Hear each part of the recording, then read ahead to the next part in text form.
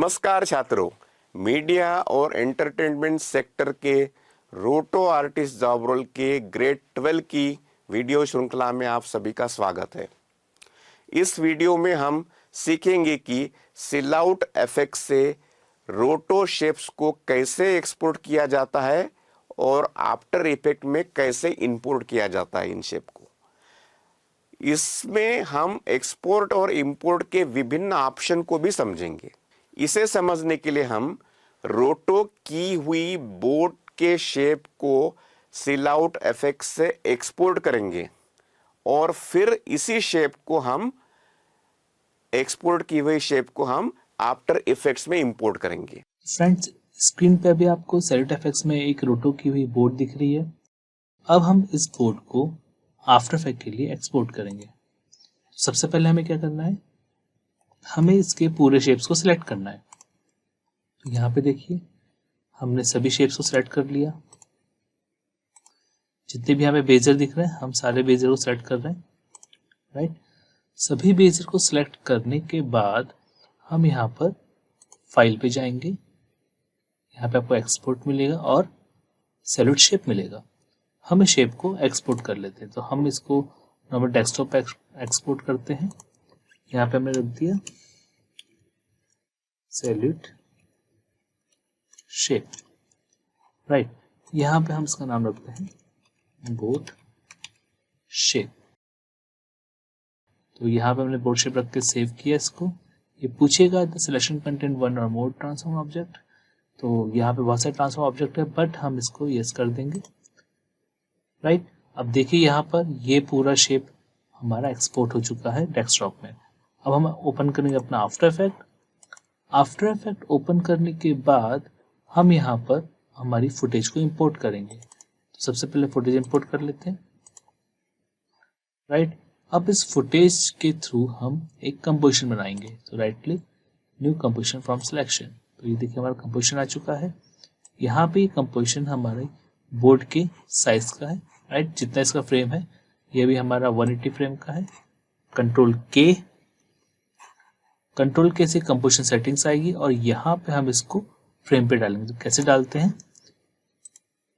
ये देखिए मैंने कंट्रोल से क्लिक किया, यहाँ पे फ्रेम्स आ गया है। यहाँ पे देखिए 181 फ्रेम्स आ रहा है ये इजिली, ठीक है। तो यहाँ पे फायदा क्या है कि अब हमारा जो फ्रेम है वो हमारे वीडियो के साथ बना हुआ है। आप चाहे तो यहाँ पे सेटिंग्स सारी देख सकते हैं। यहाँ पे हमको वही सेटिंग्स मिलेंगी जो कि हमारी फ्रेम की सेटिंग्स है या फिर हमारे फुटेज की सेटिंग्स है, राइट। तो अब हमें क्या करना है, अब हमें इसके अंदर शेप इंपोर्ट करना है। तो अब हम यहाँ पे फाइल इंपोर्ट, यहाँ पे देखिए सैल्यूट इफेक्ट्स, जो सैल्यूट का शेप है वो ऑफ दिखा रहा है। क्यों दिखा रहा है, सिलेक्ट, अब ये शो करने लगा क्योंकि जो हम शेप इंपोर्ट करने वाले हैं वो किस फुटेज पे अप्लाई होगा। तो सबसे पहले हमें फुटेज सिलेक्ट करना जरूरी है, देन उसको हम इंपोर्ट करेंगे। जैसे हमने इसको इंपोर्ट किया तो देखिए हमारी बोर्ड यहाँ पे कट चुकी है। और अगर आप यहाँ पे नोटिस करेंगे, मास्क में देखिए सारे के सारे हमारे मास्क आ चुके हैं, राइट। ये रोटो हो चुका है आफ्टर इफेक्ट के अंदर। अब हम इसको प्ले करके चेक कर सकते हैं। ये देखिए प्रॉपर ये हमारा यहाँ पर प्ले हो गया, राइट। तो स्टूडेंट ये एक तरीका था, ठीक है। अब हम आगे बढ़ते हैं। अब हम हमारे जो सैल्यूट इफेक्ट्स है उसमें आते हैं। अब यहाँ पे हम किस टाइप से और निकाल सकते हैं, राइट। तो अब जैसे कि ये आ गया है, हमारे यहाँ पे बोर्ड है पूरी, हम इसको रेंडर करके भी निकाल सकते हैं। सेशन के अंदर अगर आप देखेंगे यहाँ पे रेंडर सेशन में, राइट, तो यहाँ पे हमने क्लिक किया। इसके अंदर आपको किस टाइप का आउटपुट चाहिए, ठीक है। तो हम इसके पहले आउटपुट को ले लेते हैं। तो हम आउटपुट में गए, यहाँ पे हमें टारगा चाहिए, बोर्ड रेंडर का है। मैं इसको अभी डेस्कटॉप में सेव करता हूँ, राइट, बोर्ड रेंडर। और यहाँ पे हमने इसको टारगा फाइल लेंगे, सेव किया तो हमारे यहाँ पे टारगा फाइल आ जाएगी। और इसके अंदर हमें अल्फा भी ज़रूरी है, ठीक है। तो अल्फा भी हमको मिल जाएगा, टारगा फाइल मिल जाएगी। अब हम इसको रेंडर कर देते हैं। तो हम सेशन पे गए, यहाँ पे हमने रेंडर सेशन किया, 0 to 180 पूरा का पूरा हमारा वर्क रेंज है, राइट। हमने यहाँ पे रेंडर पे क्लिक कर दिया। चलिए, ये रेंडर हो चुका है। अब हम इसको लेते हैं, यहाँ पे आप क्लिक करें, राइट।